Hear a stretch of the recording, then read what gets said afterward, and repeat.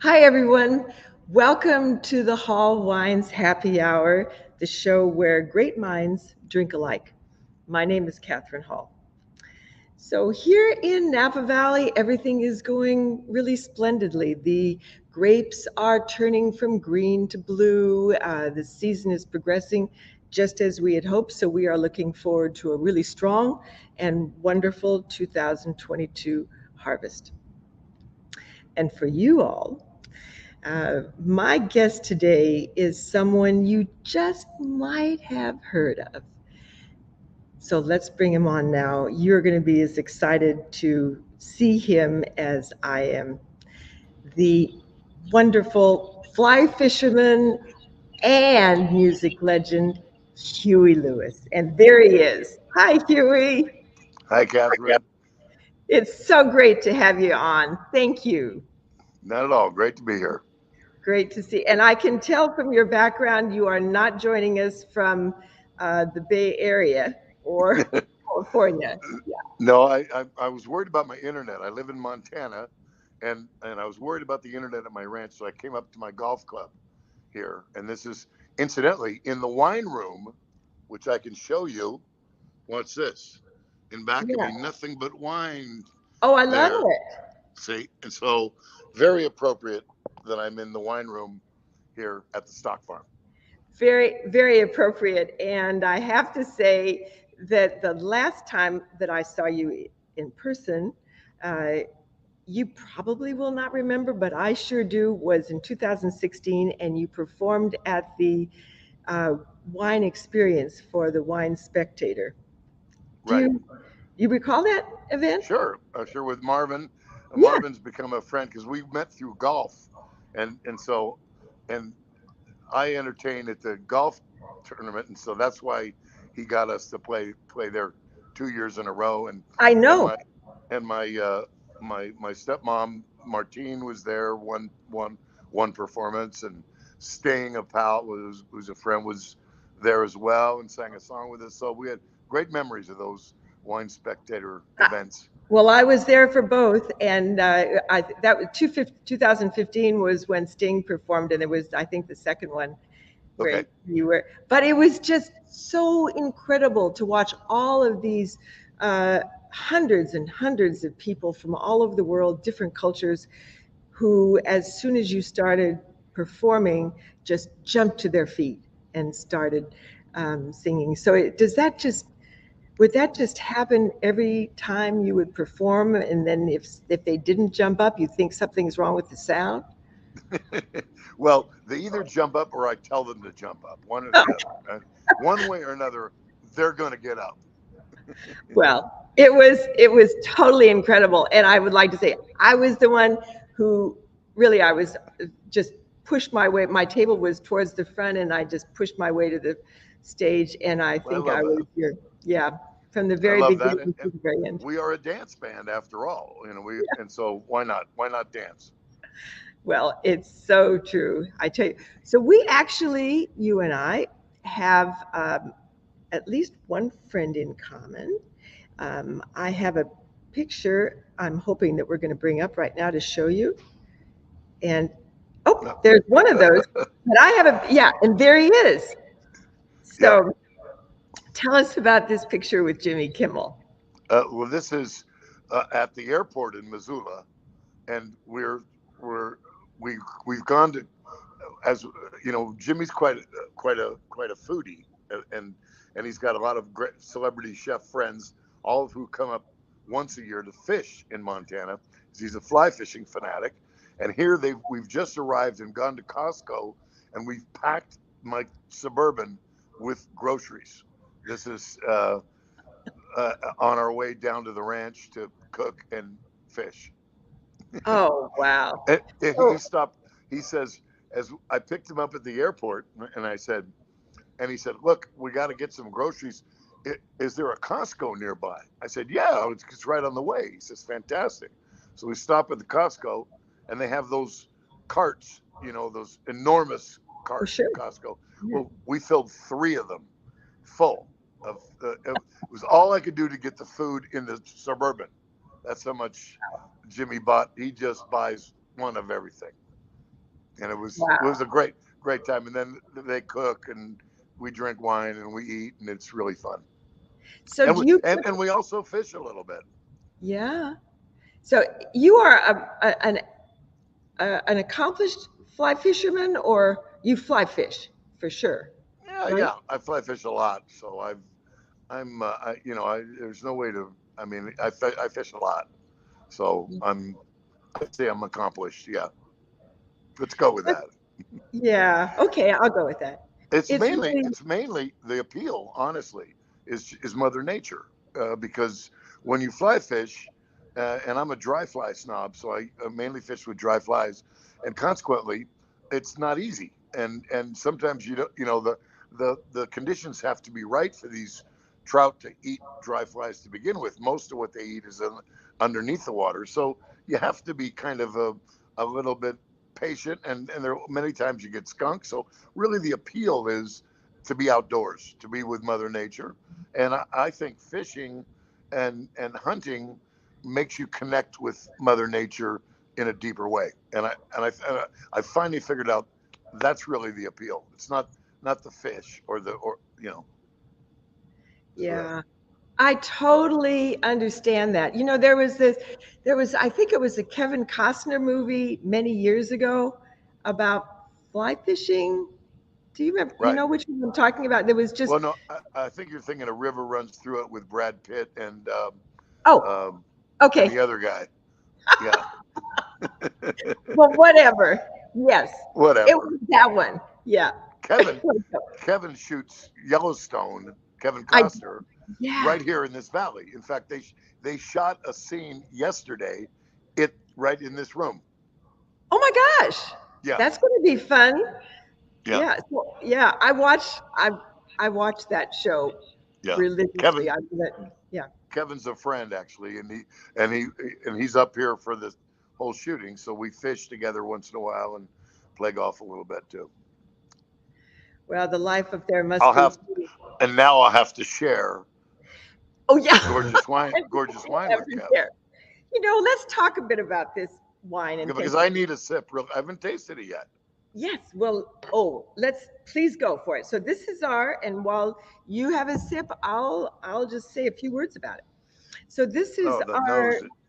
I don't know why people smell, why you do this, Oh, but I mean, I don't know what it tells you, but I love the smell. I mean, it's got a gorgeous bouquet. I mean, I don't know, to me. oh, I think it does, and I Oh, think man. that's one of the elements of this wine that's really beautiful. Oh, it's gorgeous. Yeah. It's it's so balanced to me. It's round, it's not sharp in any way. There's no edges to it.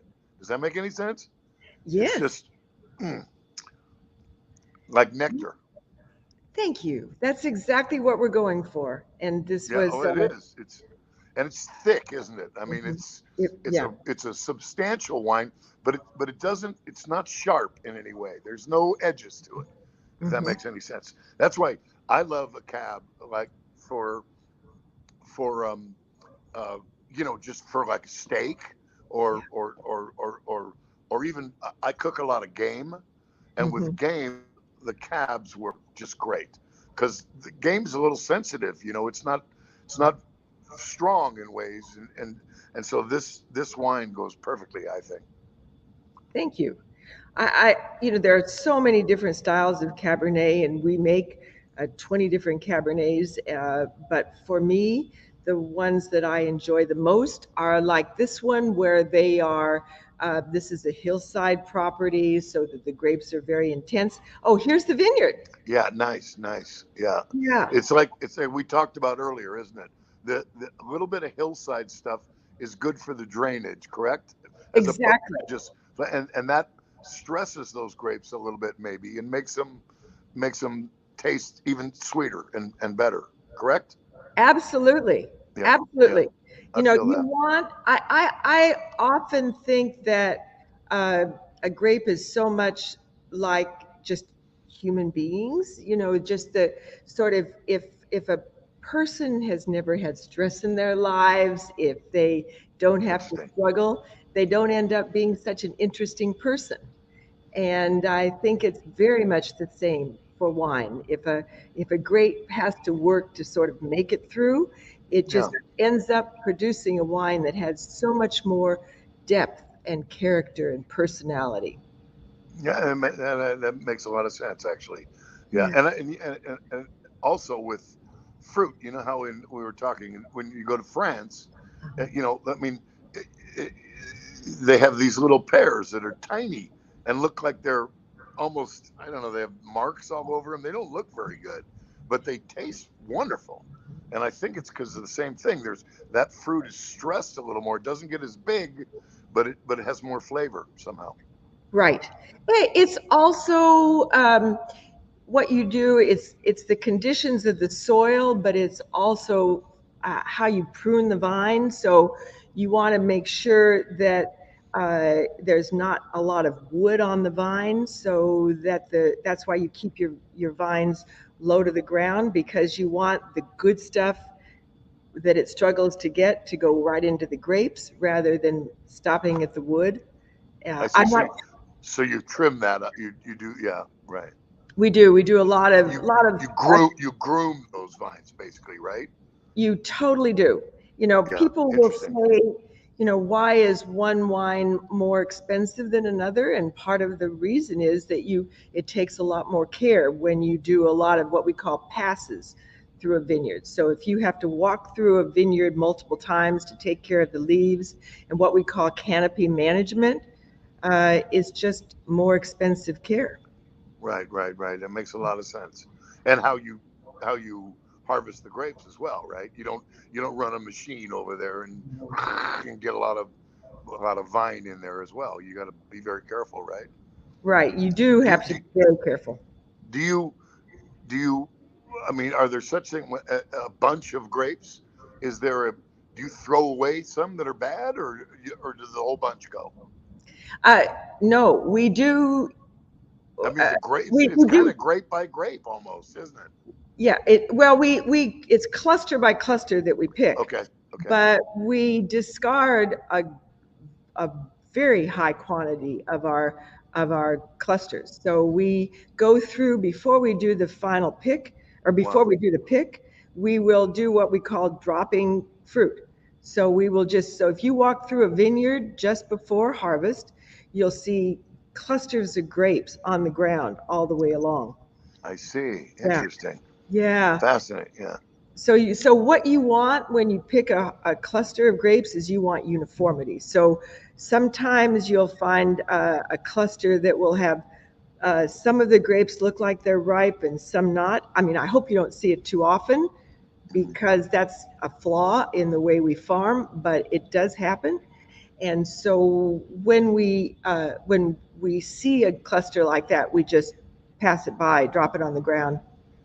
I see. Interesting. Yeah, yeah. And that really is a process that goes on with great wine production all over the world. I think um, one of the regions that you've already mentioned a little bit already is France, and sort of the mothership of our winemaking world. And Right.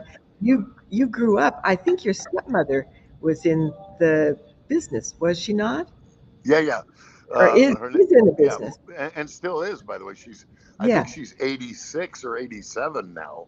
Yeah. Her name Martine Saunier, and she married my father uh, a long time ago now, and he encouraged her to import wines because she grew up in Paris and a big large family, and she was pretty much in charge of the kitchen and wine buying and so on, and she couldn't get the kind of wines she liked, so she started importing, and she built relationships, and then started a wine business called Martine's Wines, and then met this guy David Kennard, and went into made some films. She did a day in Burgundy, a day in Champagne, and a day in Port. And the films won all kinds of awards. Dave Kennard is a BBC documentarian, and they made these great films together. And now she's it's been honored with for all kinds of stuff in France, and has all the great connections. So, and I grew up. Of course, I was away at prep school most of the time, but when I would come home, I was a little young for the wine, but she also was a wonderful chef, and so most of what I learned about cooking and wines, I learned from Martine. It really is about it's the refinement of taste and smell, I think, but that makes one appreciate a great cuisine as well as great wine. Totally. I mean, it's an acquired taste. There's Yeah, no question about it. I mean, caviar. Who likes caviar the first time they try it? But yeah. try it a bunch, and it becomes one of your favorite things in the world. Oh my gosh. Oh yes. You know. Oh, yes. By the way, that's one of the few things in the world I would not drink with the Cabernet. But I just say, agree with that. I agree with that. What because I don't know much, but maybe you could help me because you sent me some Zinfandel that I have, and I'm not a Zinfandel guy because I think it's a little sharper, but I'll bet it's great with with those more what food like Mexican food or something like that. Am I I, correct about that? you know what I think the greatest pairing for Zinfandel, a good Zinfandel is barbecue. Ah, Yeah. So see, yeah, I get that.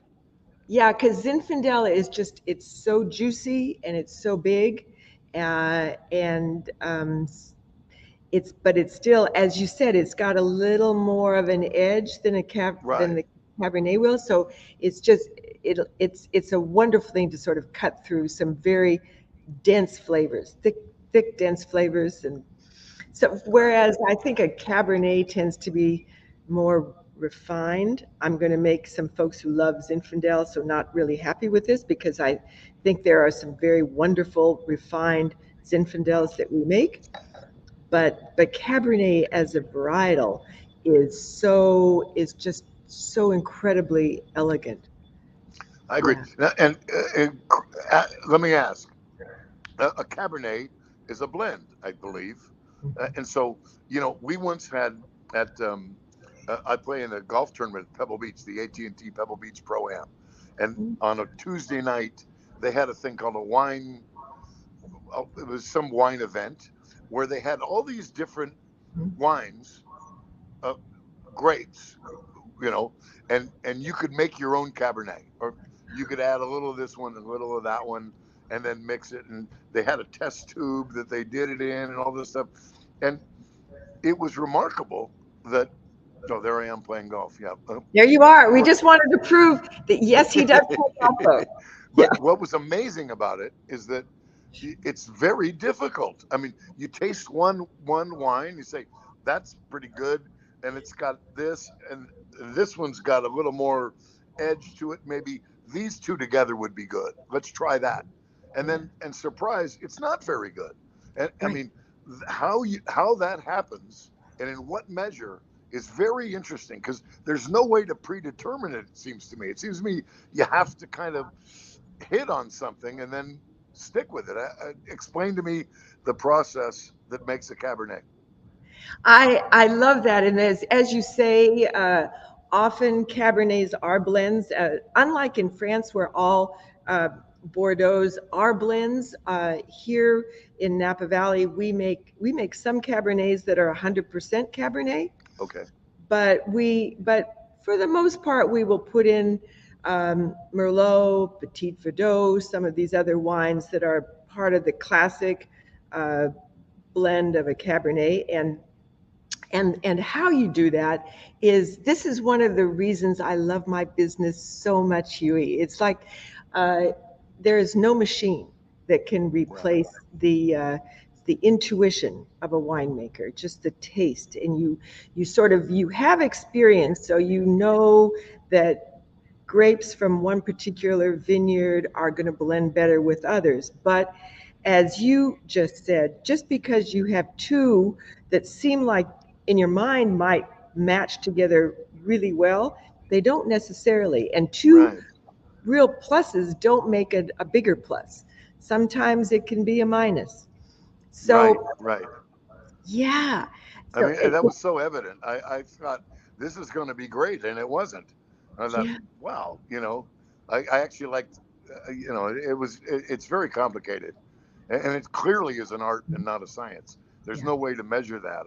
I don't think. I mean, and I imagine that different years, different harvests require different combinations and different measurement, different, you know, uh, mixes that way, different blends. Right, absolutely.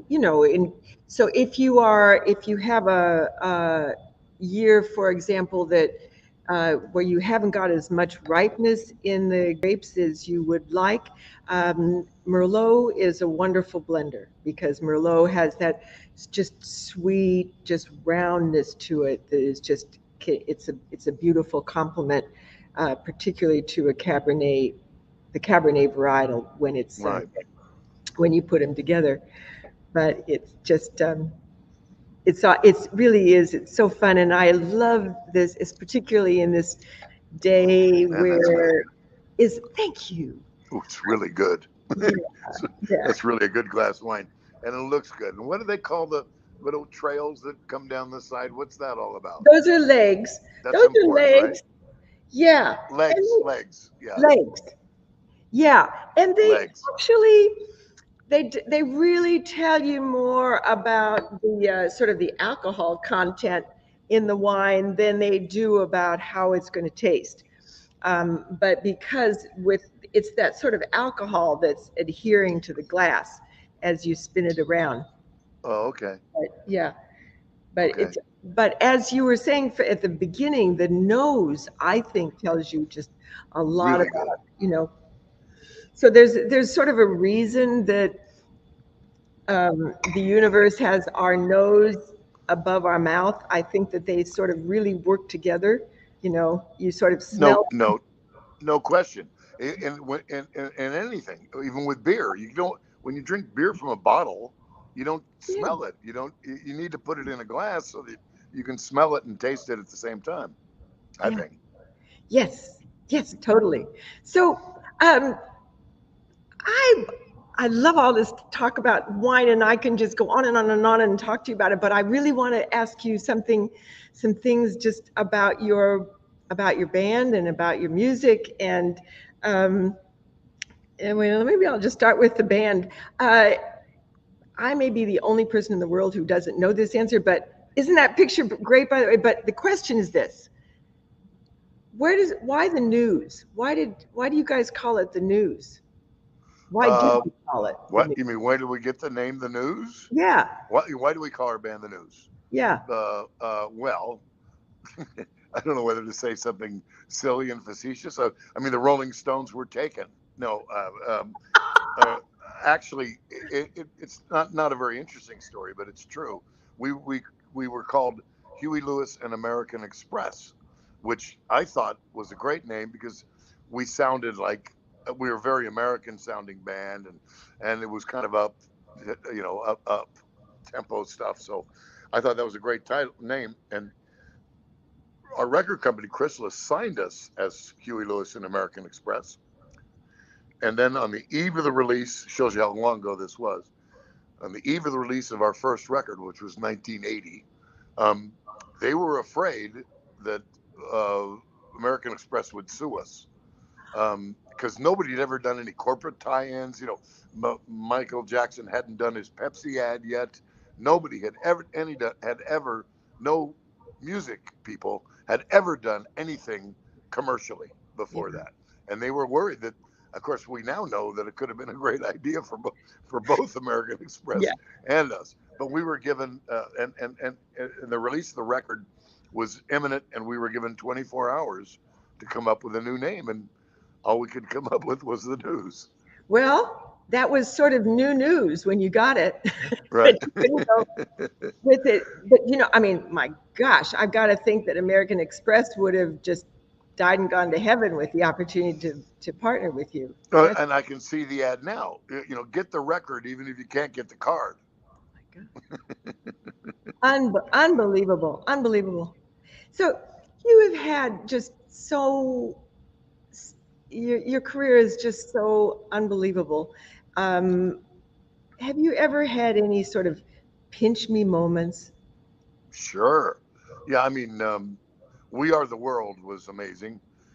When we did that, that was, you know, after the American Music Awards, and I can't even remember what year anymore, but we all assembled at A&M Studios and cut We Are the World from sort of 10 at night till 8 o'clock the next morning, and took breaks. And the only people allowed in the studio were the performers themselves, not even an assistant, just performers themselves. And that was, of course, Lionel Richie and Stevie Wonder and Bruce Springsteen and Bob Dylan and Diana Ross and Daryl Hall and just ton. It was pretty amazing, and so that was an evening to remember, needless to say. And Oh, yeah, and we've had all kinds of guests come by and different shows, played huge shows in Paris and Germany, and it's been a great career. And unfortunately, I've lost my hearing, so it's probably over for me, unless I get some miracle, which can happen, especially with hearing. But for the time being, I can't hear well enough to hear music. I cannot imagine what that would be like uh, to have sort of the center part of your world just sort of be jerked, yanked from you. You know, Yeah, uh, it was a horrible few months. First, I pretty much stayed in bed and tried different protocols. I tried an all organic diet and no salt, and then low salt, and chiropractic and acupuncture, and cranial massage, and different Canadian medicines, and steroids and diet stuff, and nothing. And very very depressed, for months, until my kids sort of said, you're going to have to get out of bed one of these days. So, I carry on. It's not pleasant, but I have to remember that there are lots of people much worse off than I am. And still, all in all, I'm a very lucky guy. I can still drink wine, you know, I didn't lose my taste buds, and I can still yes, fish, and I can still play golf, and I can still ride my horse, and so I'm still a lot of stuff I can do. yes, I. It's really is important to put that into perspective, but it doesn't make that going through it any easier. And thank heavens, miracles happen, and may it happen to you, Huey Lewis. And by the way, it happens hearing wise a lot. They don't know any. They know very little about what I have. I'm diagnosed with something called Meniere's disease, which is you get vertigo, you get dizziness, and then you lose hearing, usually in one ear. But I'm atypical. I've lost it in both ears, and it's audiology I encourage people to encourage their children to go into audiology, because it's a wonderful field and nobody knows anything. So it's a great place to start. But interestingly, it can change very rapidly, and does sometimes. So we just hold out hope, and carry on. Good. Great. Well, cheers and goodness to that. I But hope. Yeah. good. Hmm. So This is you were, this wine, by the way, is opening up, right? Because I just poured it at the beginning, and now yes. it's interesting. The nose is not quite as strong, but the taste is as it's more together somehow. You, you know what I mean? It's rounder even than it It was. is. It is. And part of what happens on this particular vineyard that I love is just the tannins. The tannins are very strong, but they integrate so seamlessly with the wines, and that's just Right, really that's sort of and the that's what's spoil, happening. Yeah, and that's that's what's what's happening. happening there. And so a 2019 is actually this wine should be too young to drink, Right. but because this tannins are so silky, it makes it very appealing. But honestly, this wine is going to get better in a couple years. And it doesn't taste like a young wine at Yeah, all. It, yeah, it it tastes like a mature wine to me. You know, yeah, you taste a young wine, it's I don't know, it's one dimensional kind of. This is much more complex for a young wine, I think. yeah, yeah. I think so. Thanks. Thank you. So, power of love. Just like I'm sure in the days you could never do a concert without performing Power of Love. I have to ask you about it. So, when you wrote that song, um, which who doesn't love? Um, did you write that for the movie or did yeah, there we go. There's Michael Potts. That's funny. Yeah, Yeah. no, we let's see. Sort of. I mean, the answer is sort of. Well, we were kind of working on Chris Hayes was our guitar player, and he had this progression um, and on tape, and he played it for me, I think.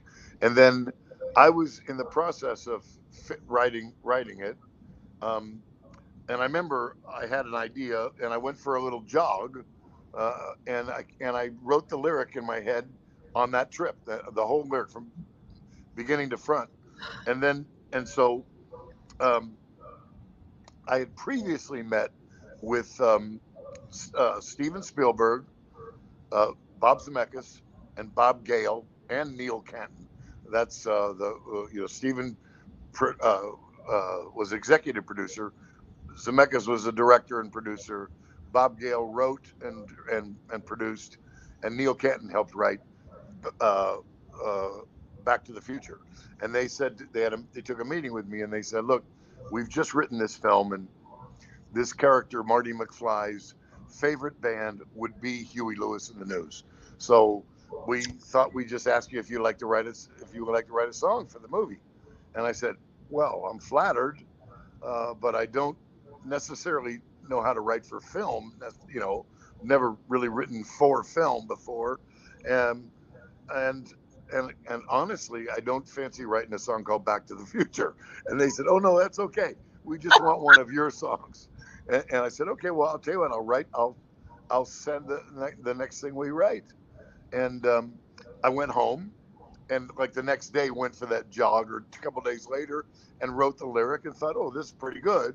And so I made a demo of it and I sent it to Zemeckis, and he's a great guy. I mean, and he's so smart and so talented, and he's got a way of expressing things. And he said, yeah, but it's great, but it's not up. I need it to be up in the beginning or something. I think like that. And I said, oh, okay, because the verse is in a minor key, and so we went back the band, and Johnny, I think, came up with the three chords in the intro, bam bam bam bam, and that became, and I saw we put that on the head of the song and sent it down, and Bob loved it. And I didn't think it was going to work for the film actually, because I hadn't seen anything or read anything, but by this point they'd had some things shot, and they had a script, and they showed me the script that I read, and I didn't think it was going to work because there's no overt love interest really, Yeah. but they used it very well, and it worked out, and Bob is very funny about it because he uh, it worked as a great promotion for the film because the record was came out Oh yeah. before the film came out. So it was, by the time when the film was released, the song was already number one. So that was, and Bob says it was the best, promotion any film ever had. So it was fun. So, had that ever happened to you before, or did it ever happen to you after that you did a song just sort of, in a way, wrote itself, just sort of came to you so Yeah, quickly? they all do, really. All the best ones do. The ones that you got to graft and work and work and work and work, they end up okay. Well, that's not necessarily true, but generally, the great ones just come to you as an idea. That's that, and you never know. I mean, with Power of Love, even I thought it was pretty good, but I didn't know that it was the only thing I remember is that when we were mixing it, I mean, after I sang the vocal, and we produced ourselves, so I sang the vocal. I remember I did it at the record plant in Studio C, and I sang the vocal, and then I came around the other side into the control room to listen back to it and, and make sure it was okay. And we played the whole thing back, and when it finished, I was just concentrating on the vocal and how it was and so on. And when we finished, keyboard player Sean Hopper said to me, um, you know, it finished, boom, and he says, you know what? What? He says, that's the best thing we've ever done. I Wow. said, and I wouldn't, I was surprised. I didn't even think about it, but Yeah. that was, you know, it was Sean's idea, and he might have been right.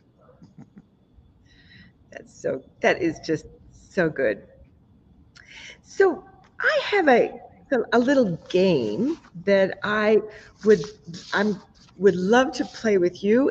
We call it sip or spill. This is going to give you an opportunity to do some more sipping. Oh, good. And so I'll ask you a question, and if you don't want to answer it, then you take a sip, or otherwise you spill the beans. Okay? That sounds fair. Okay. Great. All right. Hopefully, you'll ask me some things I want to answer, because Well, otherwise I'll get drunk. hey, you're not driving anywhere. Yeah. True. Well, I hope. Yeah. So, worst venue that you performed in? The worst venue I've ever performed in. Mhm. I'm going to answer that one. Mm. That's the Marble Bar in Baltimore, Maryland. Okay. It was a tiny little underground venue, and there were maybe 3 people there, 3 or 4 people. And when we finished, they didn't want to pay us, and we had to be adamant in order to get paid. What, $500, I think. Did So you ever go back to the Marble Bar and just say, "Hi, guys"? no, never did. No. Never did.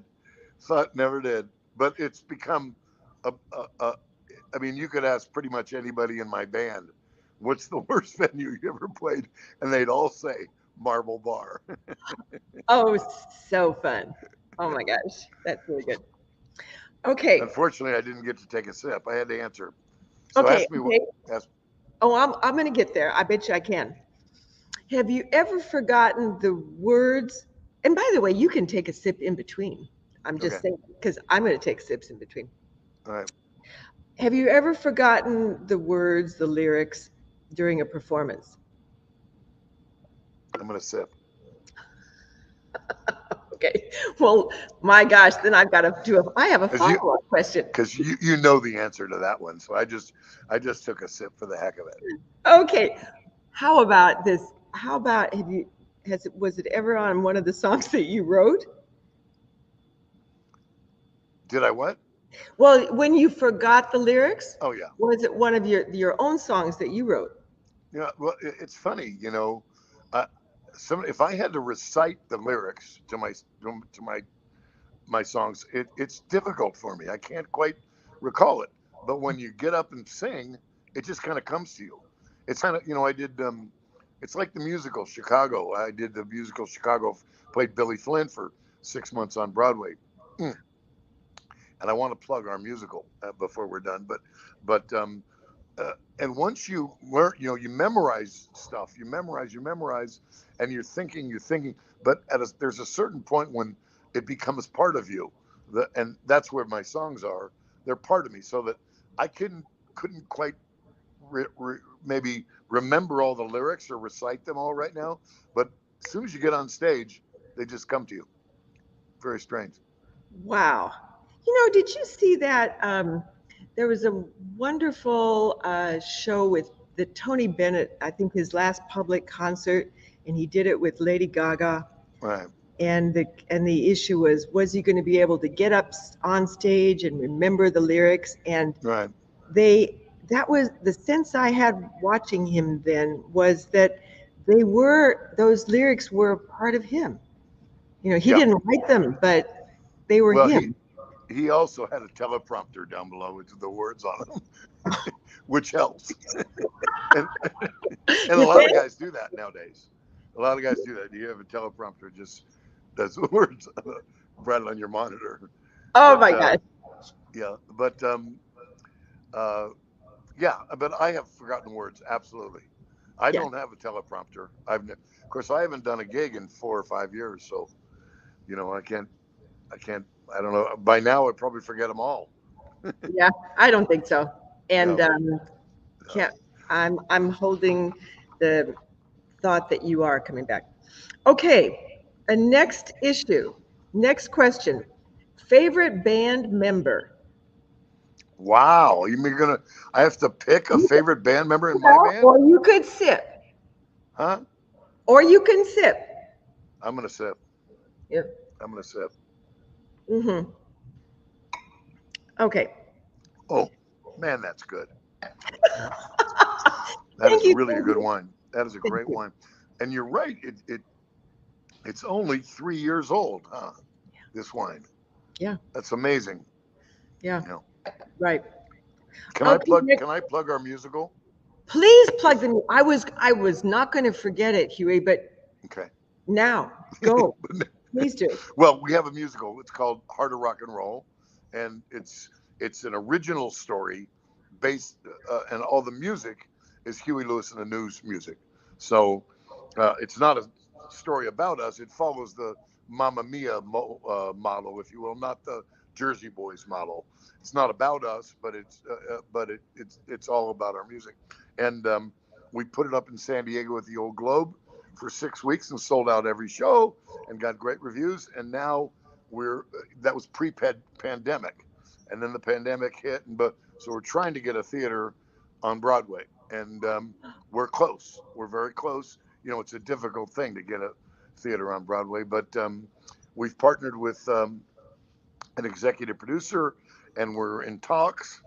And I can't announce anything, but I'm hoping that we'll be able to get a theater for next year. This is such incredible news. I I mean, I no doubt in my mind that you would have sold out in San Diego every night. This is great news. It Love it. really it's very exciting, and the exciting part about for me is our musical director is a guy called Brian Yusufer, who's very talented and a Tony winner, and has done all kinds of shows. And he handled the music. They had to make me a producer because it's the I had to, and I needed to look after the music. We had to change the lyrics a little bit, and I really wanted to be in control of that. So they had to make me a producer, and now they have to listen to everything I say, even by the dialogue and all that stuff. But the Brian, the musical director, did such an excellent job, and he sort of zigged when we would zag on our song. So he gave each song a completely original treatment. In many cases, having maybe a gal sing one. Hit me like a hammer, or well, and he rearranged them, and he did such a wonderful job. And the exciting part for me is, you write these songs that you sing, and to see them in another setting, to watch them live and breathe and exist with a new setting is really, it's really gratifying. It's and you makes you really think, wow, we really did something there. So it's I love the musical's really been fun. We've been working on it for 10 years, and it sounds crazy, but it's really been fun, and a great escape for me now that I can't sing so much. So it's a way to be creative and keep my hand in, if you will. Well, you've been practicing patience longer than you've been fly fishing for perhaps. I mean, that's a long time to be It's true. working on something. True. Wow. That is just so exciting and without question. I can't even imagine that there'd be any question about the success of this show. That's really, really wonderful. Okay, I'm going to ask you two more questions. Okay. Okay, you can, I, I can sip. I can always sip. uh, the favorite new band in your genre. Wow, really good. I'm going to answer and sip Is that, can I answer and sip? Yes. My favorite band, well, I love Steely Dan. I've always loved Steely Dan. I love the Tedeschi Trucks Band. They are tremendous. Susan Tedeschi and Derek Trucks and their band. They're a good favorite of mine. And I also like a jam band called Humphreys McGee that are good friends of ours and are marvelous musicians. And so I recommend those three bands you can't go wrong with. Wow. Wow, you have just done a wonderful favor, and we're all gonna. I can't say I know all of those, and so that's really pretty exciting. Yeah, Thanks. and kind of different genres, really. Steely Dan, everybody knows about. Tedeschi Trucks is kind of a R&B based rock band, more R&B, and right, and Humphreys McGee are kind of a progressive, and they're jazz players and wonderful musicians. So all good. All three of those acts, real good. Oh, wow. Okay, I have one last question for you on your sip or spill. What celebrities do you have on your speed dial? Oh well, I have quite a, let's see. Well, I have Kimmel, Jimmy Kimmel, of course, who's my pal. I have Kevin's on there. Kevin Costner's on there. Let's see. Michael Keaton's a fishing friend, and on my speed dial, and those guys. So Joe Montana's a pal and fishes with me, so he's on my speed dial, and so is you know Rick Sutcliffe and Bruce Bochy, who are big fans of Kathryn Hall wines, and that's probably enough name dropping, right? It's probably enough. Well, that's a lot of names. That's really pretty exciting. I think actually, um, didn't didn't Michael Keating narrate a movie about conservation that you would? Exactly.